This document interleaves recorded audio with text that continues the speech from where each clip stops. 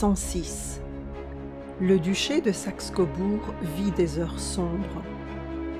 Léopold est revenu en catastrophe de Russie, car son pays est occupé par l'armée française et son père vit ses dernières heures. Depuis le mariage de sa sœur Julienne avec le grand-duc Constantin de Russie, les Saxe-Cobourg-Saalfeld servent les troupes du tsar Alexandre Ier. Ernest, l'aîné de ses frères qui doit succéder à leur père, a attrapé le typhus et est malheureusement retenu au quartier général prussien. Léopold galope depuis des jours. Il est à bout de force. Son cheval transpire et peine à tenir la cadence qu'il lui impose.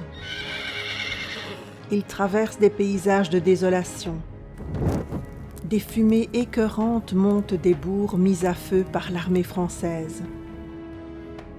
Des vaches abandonnées mugissent le long des sentiers. Les fermes ruissellent sous le purin et les basses-cours sont désertées. Quelques paysans déprimés lèvent la tête au passage des uniformes rouges. Des enfants couverts de boue pleurent. Des femmes en haillons ramassent des pommes de terre dans un champ sinistré. Des vieillards aux dents jaunes clopinent dans les ruines. Plus le jeune prince approche du palais, plus il est saisi d'angoisse.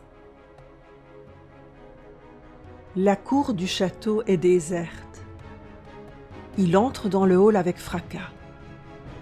Mère, vêtue de sa robe violette, un foulard blanc comprimé dans le décolleté carré, apparaît tout en haut de l'escalier.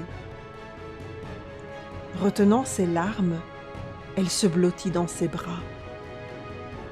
Elle a beaucoup maigri.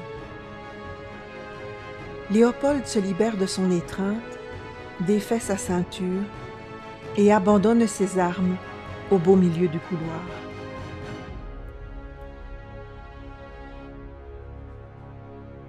La chambre de son père est plongée dans un silence morbide.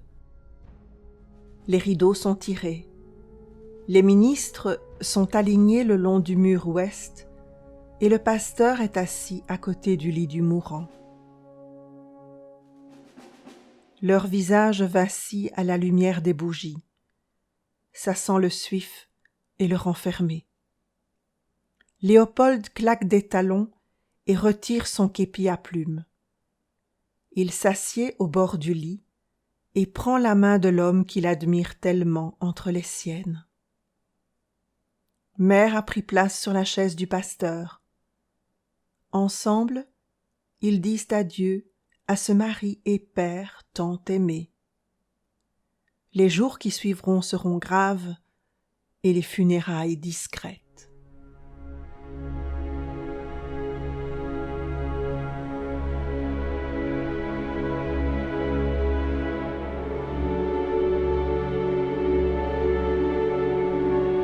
Lorsque Napoléon apprend qu'Ernest et Léopold ont combattu dans les rangs russes contre son armée, il confisque les biens de leur famille.